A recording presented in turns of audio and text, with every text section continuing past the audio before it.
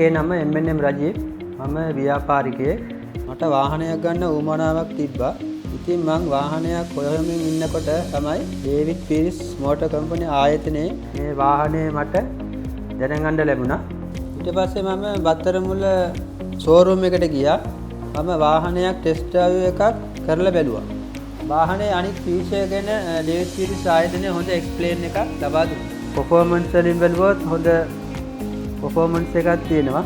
price range එක ගත්තම අනිත් වාහන වලට වඩා සාධාරණ මිලකට මේ වාහනය ගන්න පුළුවන්.